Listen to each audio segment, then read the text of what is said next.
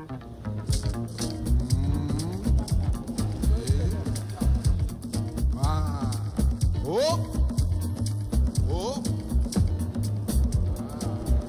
Africans, please listen to me as Africans. And you non-Africans, listen to me with open mind. Lagos, Nigeria, urban Africa in the extreme. 16 million people vying for space in one of the world's fastest growing cities. I've traveled to a lot of places in Africa, but I've never been to a city as intense as this. Lagos is infamous for crime and poverty, but it's also known for the hustle and raw energy that produced one of Africa's greatest musicians, Fela Kuti. In the 70s, Fela took the best of American funk and jazz, mixed it with West African juju and highlife, and created some of the boldest, most original music ever made. He called it Afrobeat. But Afrobeat was more than a style of music, it was a movement. Inspired by the Black Panthers and Malcolm X, Fela became a voice of anger and protest. Singing in a mix of Pidgin English and Yoruba, Fela railed against the brutality of Nigeria's military rulers and the plundering of the country's oil profits. Many foreign artists, they Africa, carry your la money go.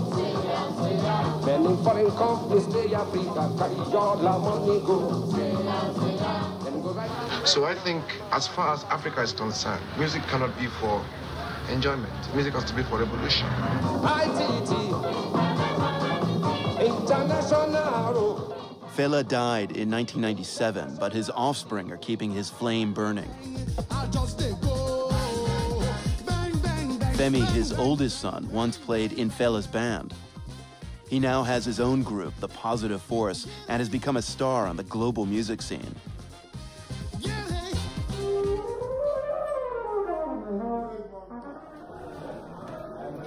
I'm here in Lagos to meet Fela's youngest son, Seun. Seun. What's up, man? Good to see you. How are you? Seun is 26 years old and has recently released a debut album that reminds many of his father's rebel spirit. He's proud of the legacy, but cautious about comparisons. There's only one big difference, that Fela's music was better. I think. That's very modest of you.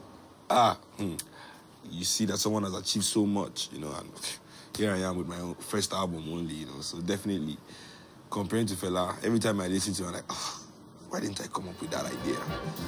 I come think about this democracy, democracy, crazy demo, demonstration of grace, crazy demonstration.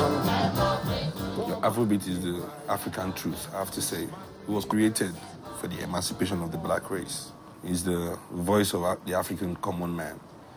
Because really, nobody speaks for a lot of us in Africa. They speak for themselves and their business, you know, but they don't speak for the people.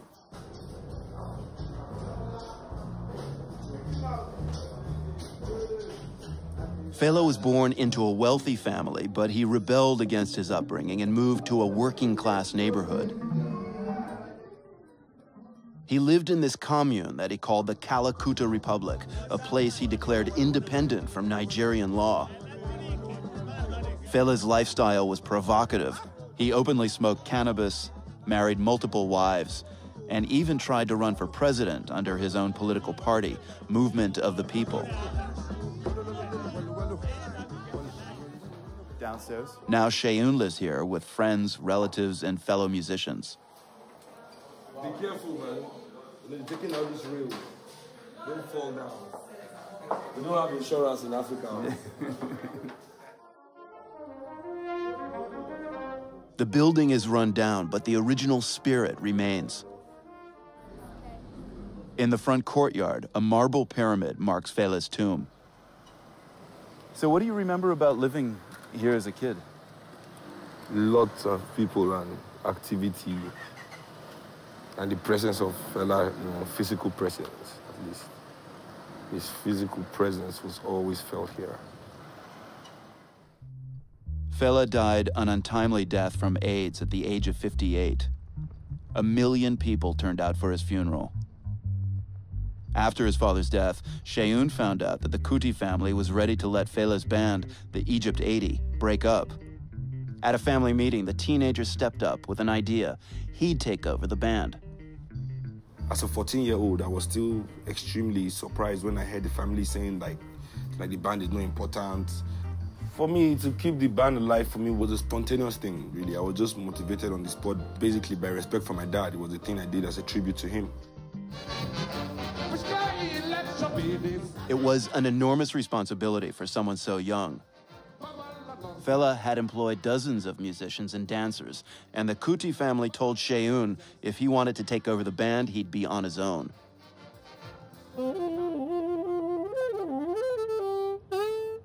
Dede Mabiaku, a fellow musician and Fela's close friend, stepped forward to mentor Seun. Then Seun was still in school, and we started re-rehearsing, note for note, tone for tone, standard for standard, levels for levels, all Fela's classics back again with the band. But I was seeing the growing young man, you know, with fire in his eyes, and I was very happy.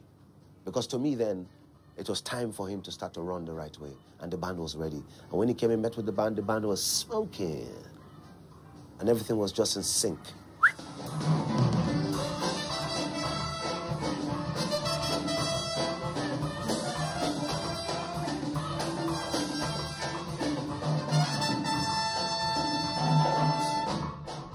It's 3 generations of people, you know, people in their 70s, from 50 to 70, 30, 40, and people in their 20s. You know, it's a typical family, you know. Many of Fela's veteran band members are still playing with the Egypt 80, but now they take their cues from Seun. If we respect Fela and we decide to play his music, we have to realize that this music has to be for some kind of change. It must be a part of some kind of positive movement.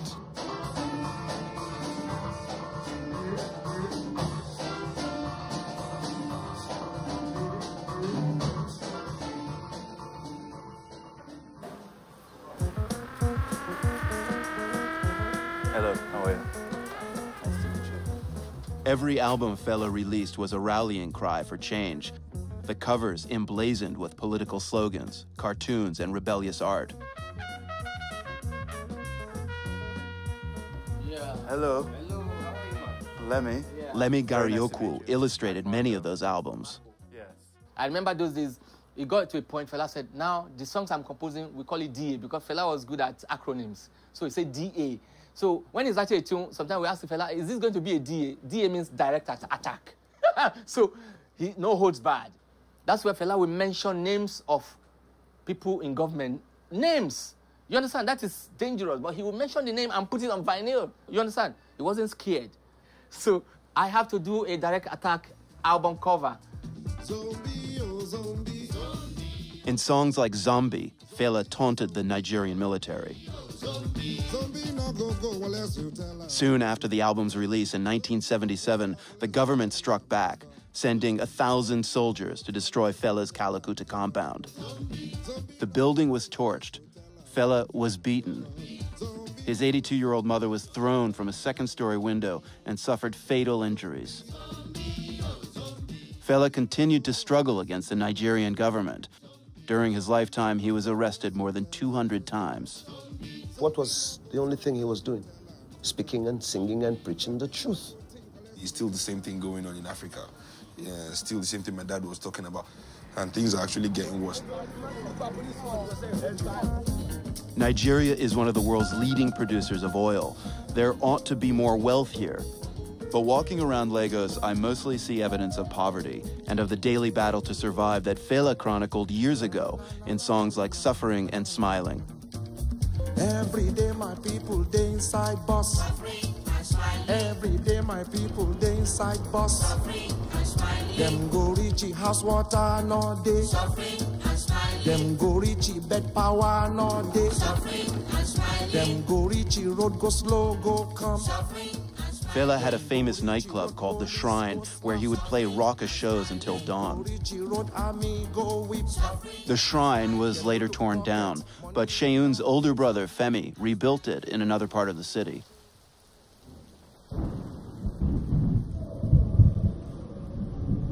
Tonight, I'm here to see Seun perform with his band.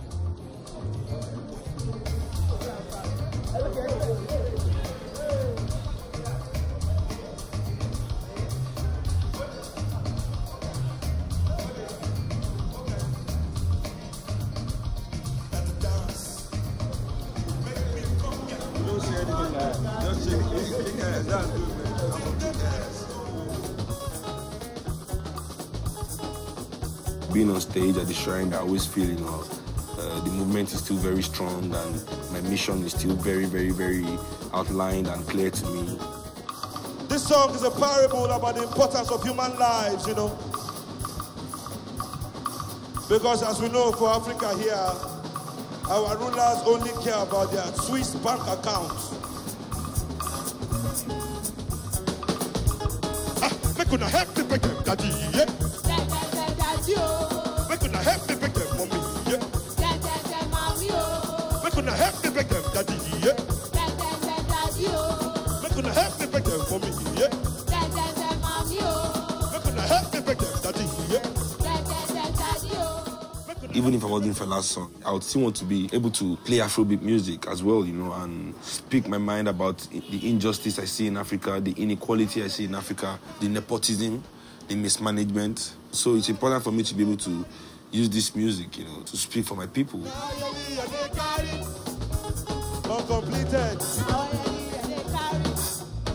wanted to talk about these crazy things I see that happen all around in our politics and our society.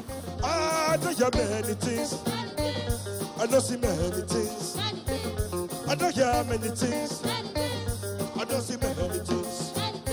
Many Things is the title of Seun's first album. On it, he's serving Nigeria's elected leaders his own critique of what's going on in the country. And that's time they go. Things despoil more and more. And that's time they go. Children they die more and more. No food to eat. No light to see. No water to drink. Hey, nowhere to stay. I don't hear many things. I don't see many things. Why do you think artists, musicians, should be the ones to push for change? I don't want to force people to be inspired. I just want to play my part and hope that my music is good enough to inspire them to want to be that change, I think everybody should live their lives as part of the solution. It is still everybody's problem. If it's a problem that, relates to you alone, okay. What the rush? Suddenly, we hear gunfire just outside Seun's window. I grab my camera and see a man with a gun who's been shot. He's out. No more ammo. The word on the street was that the man was carrying a large sum of money and was robbed. Oh my God, the guy's seriously injured. No one called the police. They're notoriously corrupt, and people here don't trust them. After a few hours, someone in the neighborhood washed the blood off the street. You could see the corruption. You could see the inflation. You could see the suffering of the people. Orishi movement. Orishi shooting. Orishi government. Orishi system. Orishi stealing. Orishi killing. Fela said that music should be a weapon for change. Now Seun is using that weapon. But he's also considering a more conventional means of helping to change his country, running for president. And I don't see myself as president yet, but presidency is part of my ambition. But I don't want to, definitely that's why I have to start with my movement. So with time, right now, it's my music, my movement, then my party, so. Will you give us a 90-minute interview when you're president? Of course, man. Michael, just call me anytime. I don't hear many things, many things. I don't see many things. Many things. I don't hear many things, many things. I don't see many things. Yeah, that's it. Thank you very much. Merci beaucoup. Thank you for having me here. Seun wants to get his message out, and he's starting with the younger generation, even reaching out to kids at this international school in Lagos. Well, I believe my fans today might, everybody might have a part to play that might impact Africa tomorrow, definitely. If I share my thoughts and I'm able to inspire people to want to change things for this continent, one more person in my group is making me one person stronger. It gets one thing where we don't live with. It gets one thing where we don't live. Seun is now trying to tackle issues that resonate across Africa.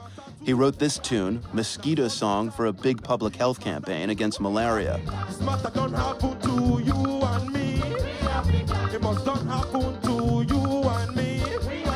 As he reaches out to a wider audience, Seun is determined to keep his father's vision alive. My father's dream of an equal opportunity Africa, where all men are equal and there's no injustice, is an Africa that I really want to see.